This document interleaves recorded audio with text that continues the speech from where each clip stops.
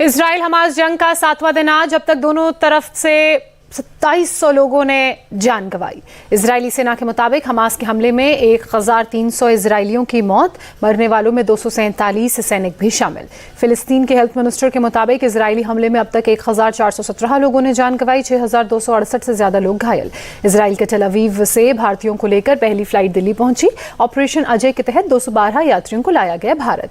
Delhi airport पहुंचे लोगों ने की भारत सरकार की तारीफ, भारत माता की जय के लगाए नारे। नेपाल ने अपने 253 छात्रों को टेल अवीव से एयरलिफ्ट किया। विदेश मंत्री ने विमान में सवार छात्रों का स्वागत किया। इजराइल हमास की जंग की आग पेरिस तक पहुंची। प्रदर्शन पर रोक के बावजूद सैकड़ों फिलिस्तीनी समर्थकों ने विरोध प्रदर्शन किया। पेरिस के पैलेस डी ला रिपब्लिके पर प्रदर्शनकारियों ने लहराए फिलिस्तीनी और तुर्की के झंडे, चौराहों पर चढ़कर आगजनी भी की। गाजा पट्टी के रफा शहर में इजरायली वायुसेना का अटैक, एक सोशल वेलफेयर सेंटर को बनाया निशाना। इजरायली एयर स्ट्राइक में वेलफेयर सेंटर की इमारत हुई तबाह, बच्चों सहित कई लोगों के घायल होने की खबर। इजरायली वायुसेना ने हमास के नेता मोहम्मद अबू शमला के घर पर अटैक किया, बमबारी का वीडियो जारी किया।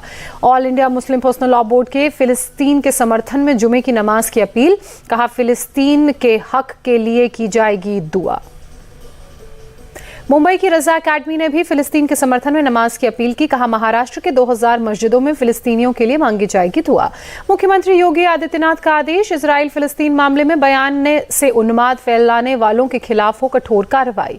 वाराणसी के दशाश्वमेध घाट पर इजराइल के समर्थन में विशेष पूजा की गई। गंगा आरती के समय इजराइल के आतंक के खिलाफ लड़ाई जीतने की प्रार्थना की गई।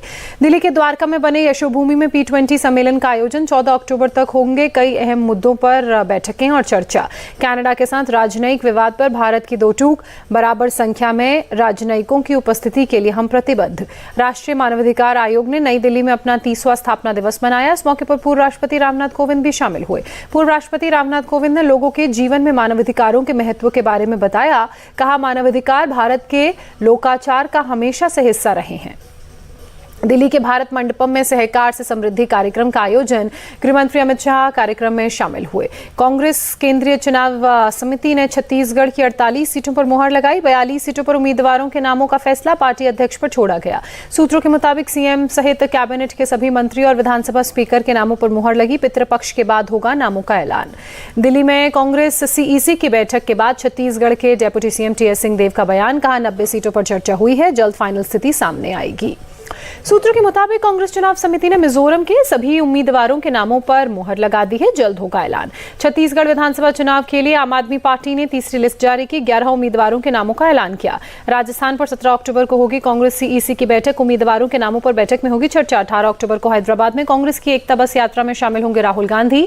तेलंगाना के सभी 119 विधानसभा क्षेत्रों से गुजरेगी बस। सत्ता जाने के डर से तेलंगाना सरकार घबरा रही है, बीजेपी नेता तरुण चुग का निशाना। तरुण चुग ने कहा 30 नवंबर के बाद सीएम केसीआर से मुक्त हो जाएंगे तेलंगाना, केटीआर ने लोगों को धोखा दिया है। तेलंगाना की सभी 119 सीटों पर चुनाव लड़ेगी वाईएसआर तेलंगाना पार्टी चीफ वाईएस शर्मिल ने किया ऐलान। मध्य प्रदेश के सीएम शिवराज सिंह चौहान ने कांग्रेस पर साधा निशाना, कहा कांग्रेस ने मोहब्बत में झूठ की दुकान खोली है। शिवराज सिंह ने कांग्रेस को लूटने वाली पार्टी बताया, कहा 1.5 साल के शासन में कांग्रेस ने प्रदेश में भ्रष्टाचार का नया रिकॉर्ड खड़ा किया। मध्य प्रदेश के मुख्यमंत्री पर बरसे पूर्व मुख्यमंत्री कमलनाथ, महंगाई, बेरोजगारी और भ्रष्टाचार के अलावा शिवराज सिंह ने कुछ नहीं दिया। नागपुर में कांग्रेस की बैठक में हंगामा, नाना पटोले की मौजूदगी में भिड़े विकास ठाकरे और नरेंद्र जिचकार के समर्थक। कांग्रेस के प्रदेश अध्यक्ष ने कहा कोई झड़प नहीं हुई है, किसी के कपड़े नहीं फटे हैं, बोले कार्यकर्ताओं की भीड़ बढ़ गई थी और सब बात करना चाहते थे। भारतीय जनता युवा मोर्चा ने मुंबई के दादर में आदित्य ठाकरे के खिलाफ प्रदर्शन किया, पुतले पर जूते फेंके।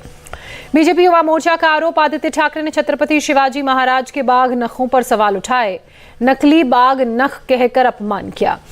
एमएनएस प्रमुख राज ठाकरे की मुख्यमंत्री एकनाथ शिंदे से टोल मामले पर बैठक हुई, करीब 2 घंटे तक बैठक चली।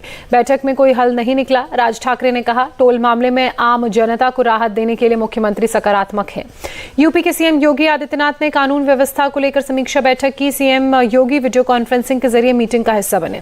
सीएम ने त्योहारी सीजन को देखते हुए अधिकारियों को निर्देश जारी कर कहा सुरक्षा के पुख्ता इंतजाम किए जाए, माहौल बिगाड़ने वालों से सख्ती से निपटा जाए।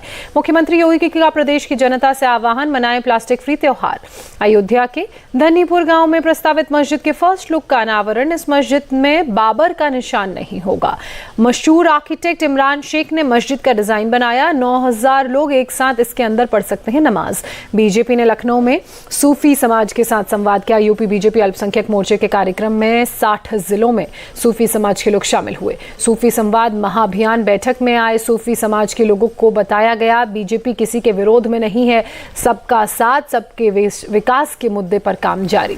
मुंबई में 24 अक्टूबर को शिवाजी पार्क में होगी उद्धव गुट की दशहरा रैली। बीएमसी ने याचिका मंजूर की। कोलकाता के श्री भूमि में दुर्गा पूजा पंडाल का उद्घाटन। पश्चिम बंगाल के मंत्री सुजीत बोस उद्घाटन समारोह में पहुंचे। वर्ल्ड कप में आज बांग्लादेश और न्यूजीलैंड की होगी टक्कर। दोनों टीमें चेन्नई में एक दूसरे के साथ मुकाबला करेंगी। दोपहर 2 बजे से शुरू होगा मैच। अहमदाबाद पहुंची भारतीय टीम। 14 अक्टूबर को पाकिस्तान से होगा मुकाबला।